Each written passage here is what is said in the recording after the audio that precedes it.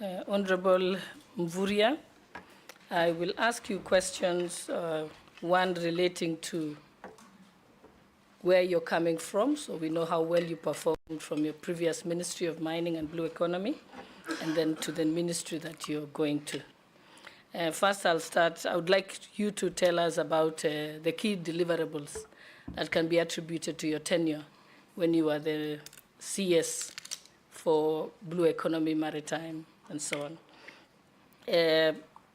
Taking into account some of the issues that are raised, in 2023, there was unexplained deaths of cage farmers in Lake Victoria. What did you do about that? There was also, when you came into office, there had been a report in 2019, the performance audit report on monitoring of mining operations by the State Department of Mining. And an act of parliament, the Mining Act, had been passed when you came into office. So Kenyans said that, the report said that currently only 1% of our GDP is attributable to mining, yet it should be as high as 10%. And another thing that was raised in that report is that we've had mines that have not been restored, which has become areas of criminal activity. There's also been deaths around unlicensed and properly regulated mines. So how did you work when you joined office to enhance the sector's oversight, improve licensing conditions, and to ensure that we have responsible mining practices? On where you're going, I'm reliably informed that the Ministry of Trade, where you're going, also has Kenya Bureau of Standards under it.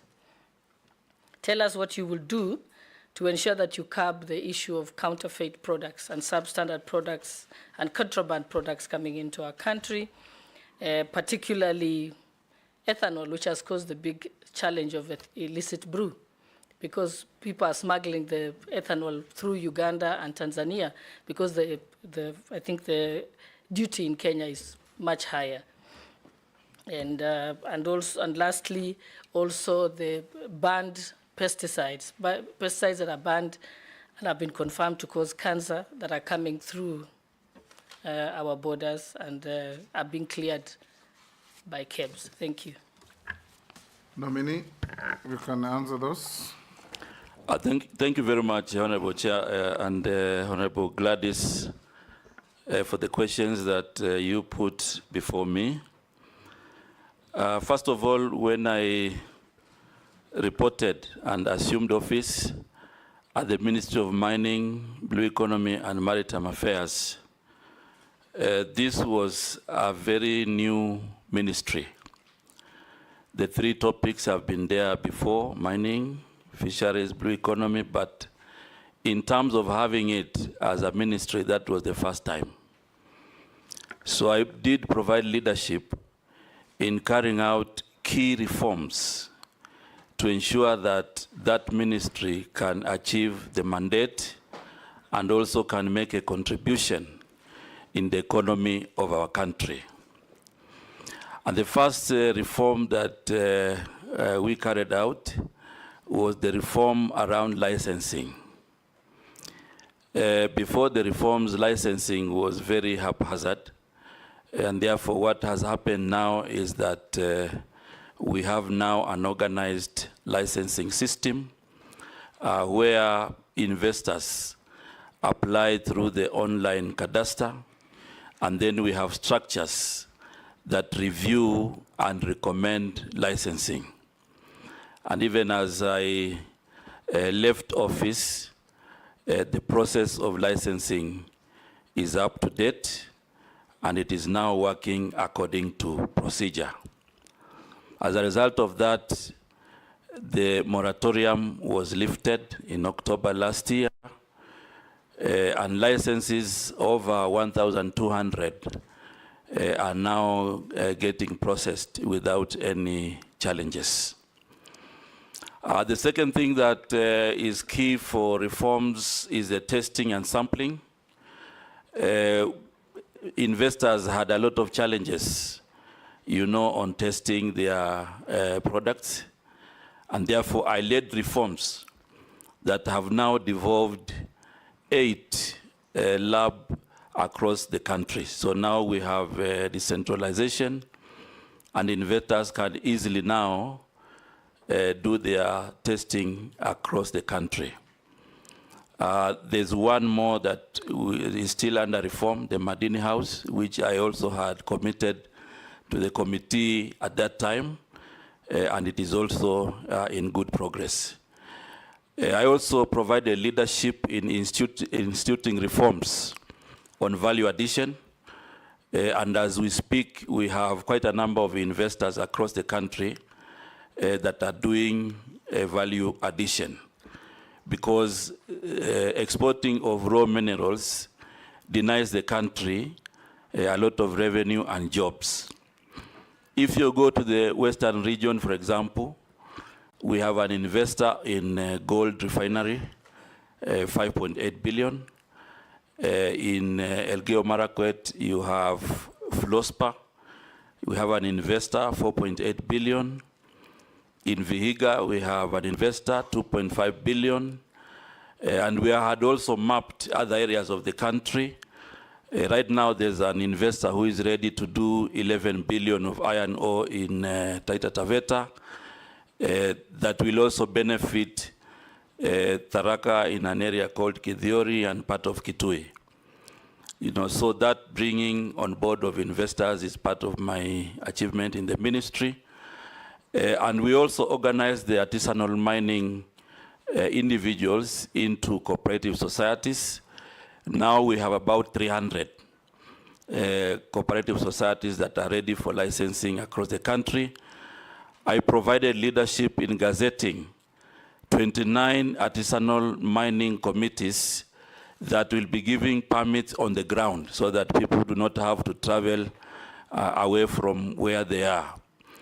We took the issue of illegal mining very seriously and safety, and proposed measures to have a mining police unit that is responsible for some of the issues. So I take note of the issues you have raised about the insecurity in some of the mines.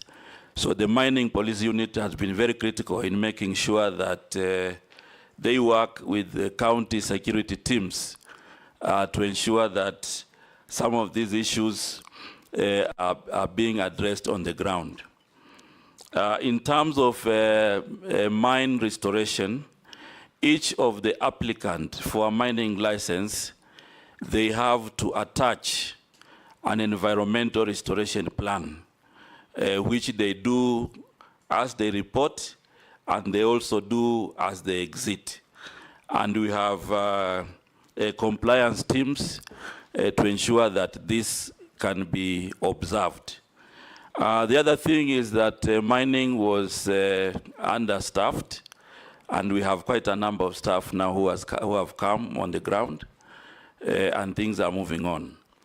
On blue economy, many people, many Kenyans had not understood the blue economy and fishery sector, and we instituted reforms also to ensure that we can inspire the economy of the country through blue economy. As a result, we provided a mapping in the Indian Ocean and Lake Victoria so that we can allow for lower level value addition units and infrastructure that are going to help fishermen and other stakeholders in the sector. So as a result, we did mapping from all the way Lamu to Kwale, and also from Busia to Migori, and identified areas for basic value addition. As I speak, these value addition points have now been contracted, and they will be helping fishermen to delay sales so that they can fetch good price.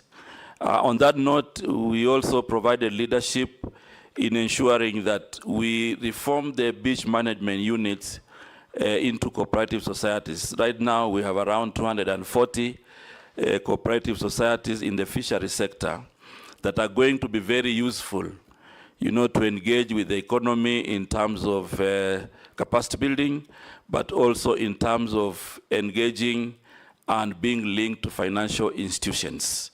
So right now, the government is now ready to invest 1.4 billion in the coast region for the landing sites, and the government is also ready to invest another 1.5 billion in the lake region, all the way from Mulukoba to Got Kochola in Migori, where those structures have been identified. Since independence, this country has not had an industrial vessel.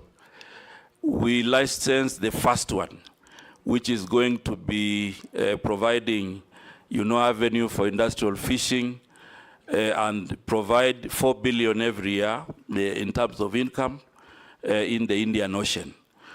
Our target was to do 3 before the end of the year, but last 2 weeks we gave license to 1 vessel, and more are coming to ensure that we are able to inspire the potential in the blue economy sector.